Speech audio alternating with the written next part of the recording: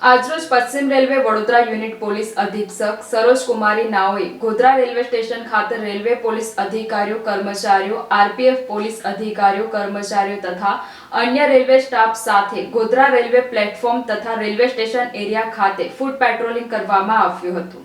આજરોજ તારીખ 20/1/2024ના રોજ પશ્ચિમ રેલવે વડોદરા યુનિટ પોલીસ અધિક્ષક સરોજ કુમારી નાઓએ ગોધરા રેલવે સ્ટેશન ખાતે રેલવે પોલીસ અધિકારીઓ કર્મચારીઓ આરપીએફ પોલીસ અધિકારીઓ કર્મચારીઓ તથા અન્ય રેલવે સ્ટાફ સાથે ગોધરા રેલવે પ્લેટફોર્મ તથા રેલવે સ્ટેશન એરિયા ખાતે ફૂટ પેટ્રોલિંગ કરી કાયદો અને વ્યવસ્થાની પરિસ્થિતિનું નિરીક્ષણ કરી વિવિધ સૂચનો આપવામાં આવ્યા હતા। આગામી તારીખ 22/1/2024ના રોજ અયોધ્યા ખાતે યોજાનાર શ્રી રામ જન્મભૂમિ પ્રાણ પ્રતિષ્ઠા મહોત્સવ અન્વયે કાયદો અને વ્યવસ્થાની પરિસ્થિતિનું શાંતિપૂર્વક અનુપાલન રહે તથા સુરક્ષા તકેદારી બંદોબસ્તના ભાગરૂપે સંકલન મીટિંગનું આયોજન કરી રેલવે પોલીસ તથા અન્ય રેલવે સ્ટાફને જરૂરી સૂચનો આપેલ હતા। મીટિંગમાં નાયબ પોલીસ અધિક્ષક G.S. બારિયા, પશ્ચિમ રેલવે વડોદરા વિભાગ, ગોધરા રેલવે સ્ટેશન અધિક્ષક Deepak Deshpande, Godhra railway IOW Pankajkumar, IPF Thansi Chaudhary, Godhra railway police sub inspector